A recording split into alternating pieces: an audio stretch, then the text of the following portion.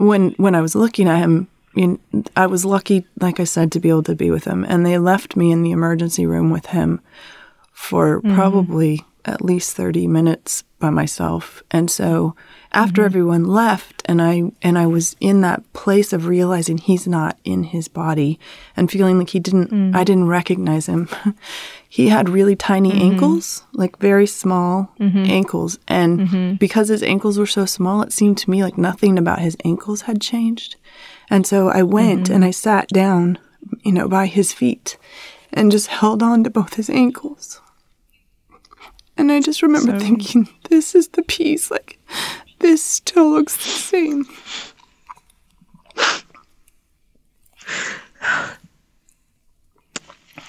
Oh. Obviously, even years later, that part's hard, but it was just so clear to me that he was gone. And then I thought, wow, look at his ankles. They're still the same. And so I moved and I took my whole self and I sat right there and just held his ankles and kept thinking, okay, he's still here. You try to just give yourself some hope. And deal with the shock. How has it? So how has it been now trying to move on? Have you moved on? I have moved forward for sure. I think that one of the hardest parts about being widowed is the idea that you're supposed to somehow always let it go. If, you can't possibly be done unless you don't cry anymore, and even more so if you've remarried. I'm very I'm very happy to be able to say that I married a wonderful man almost a year ago. And wow, congratulations. Thank you very much. And one of the best things about him is that he allows me still, it still hurts to imagine Phil's ankles. That part, I don't think that part will ever not hurt, because I remember who I was then, and that person is so different from the person I am now, and I love the person I am today. And it's the person I am today is so clearly impacted by loving and losing a wonderful man. And I've had to, kind of recreate what was supposed to be, and what has come of it has been beautiful, but not without, not without the pain of crawling through all of those parts that, 1 minute you're completely fine, and the next minute a wave of either memory or, a flash of what could have been or a flash of what is no longer, just knocks you down, and then you have to dust yourself off and stand back up. And I don't know, what has that process been like for you? Oh, it's been like having a wound, and it heals and becomes a scar. Of course, the scar doesn't go away at any time. It can be wounded again, and everybody expects you to behave like as if the scar is not there. Right. Yeah. So, as you say, it can be really hard to move on. Even if you move on, the tears don't stop falling once in a while. Well, I feel like I'm grateful for those tears. I'm grateful for the fact that I can still feel it, and so it doesn't bother me. It used to. I used to wonder if I was ever going to stop crying. I remember thinking, it's amazing to me you could cry that many tears. Like, doesn't your body ever dry up? This is awful. So you also self-talk? Yes. Oh, yes. Lots of self-talking. Like, hey, go. You can do it. Get up. Yeah. It must have been so hard for you to have this brand new baby and miss him like crazy when you thought you were going to be raising your baby together. Oh, it was the darkest stages of my life. Yeah. Just waking up, the baby's crying. You have to breastfeed. You have to do everything alone. Yeah. It reached a point I just had to move back to my mother's house because there was a lot of friction, with people who are not really your family, and even them, they are grieving in their own way. So we become burdens to each other. Right. And isn't that amazing? Yes. Like people who grieve, you just don't know how it's going to affect them. And sometimes they're terribly mean. And, take it out on the closest person to him. You become a target in some ways. It's like as if death brings out the worst colors. Yeah, sometimes it out does. of people. Much as a wedding brings out the rainbow colors in them. Right. Then after that. That's right. Well, and your journey, one followed the other so closely. It's like this vacillating. How could this be happening so quickly? One minute you're on this high, and the next minute you're in the darkest place you've ever seen.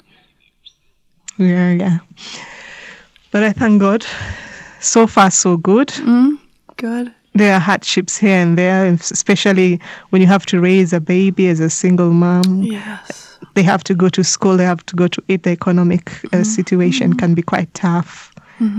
But you're doing it all alone. And it's better because sometimes I feel like, thank God I'm doing it alone. There's no interference or anything. I can make my own decisions and choices. But thank God I also have a job, because I know many widows who here in Kenya specifically can say whose husbands they lost.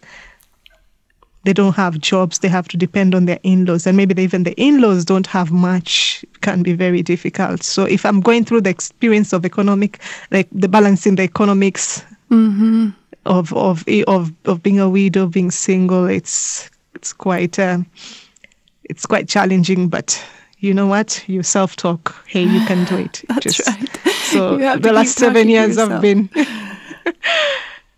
when I realized how, when I first became aware of what the situation was for widows in other countries, I mean, honestly, I never took 5 seconds to think about widowhood. It wasn't part of it wasn't part of my life. And when it slapped me in the head, I thought, what is this? I don't even know what a widow is. And I remember Googling because I wanted to see how long widows were supposed to wear black, because I want to make sure I did it right. And I couldn't find anything. The only thing I found was a writer called a book about Emily. It's called Emily Post. And she said that I should be wearing black crepe. And I think I had to wear it for 18 months or something. And I remember thinking, I don't have any black crepe. I'm not going to do it right from the beginning.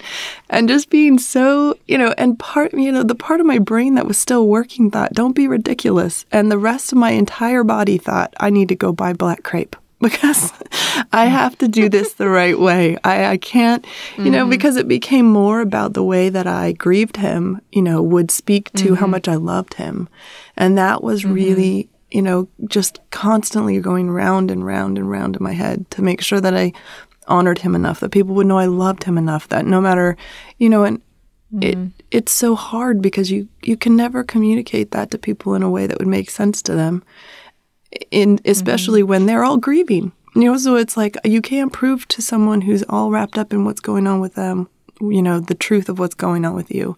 And it took me a really long time to figure that out, that I was the only one who needed to know how much I loved him.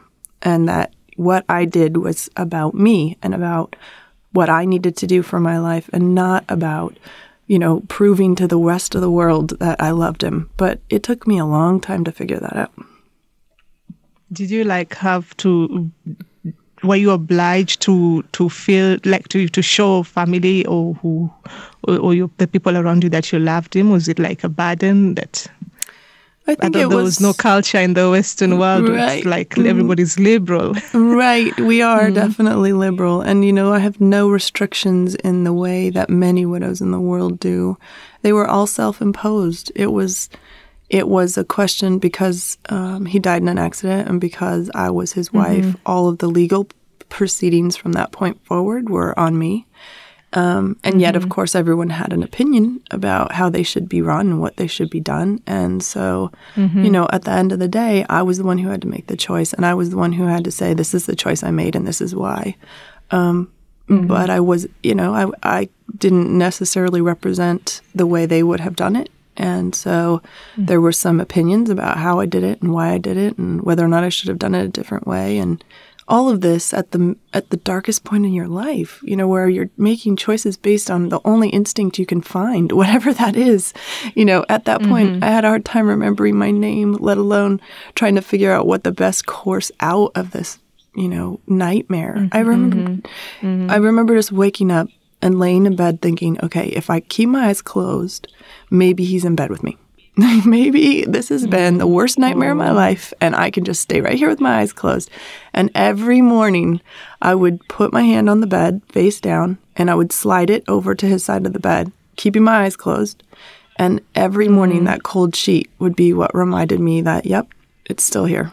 You still got to get up. You still got to keep going. He's not coming home. And I don't even know how long I did it. I did it for months. Just kept thinking, okay, yep, today's the day the nightmare ends. And every morning, the cold sheet would say, nope, you're still in bed by yourself. So, it's interesting how we can laugh about it today. Yeah, thank goodness for that, right? Because I think I would probably not have kept all my faculties in order if I weren't able to find some laughter. But I have to tell you, that's why other widowed people have made such a huge difference in my life. Because did you have access to other widowed people? Like, did you know other widows? Oh, yes, I did. I knew other widows. Because of my nature of job, they knew me, and they would come to me for help. Yeah, right. When I was helpless. Right. Oh, yeah. I remember taking care of a widow who was HIV, and the husband had abandoned them, and he went and died off somewhere. And she had a child. Isabella, I'm so sorry to interrupt. I'm enjoying listening to you both. Thank you so much, Michelle and Isabella, for being generous and brave enough to share your stories. We appreciate it. We'll be hearing more from women who've been widowed very soon, just in a few minutes' time.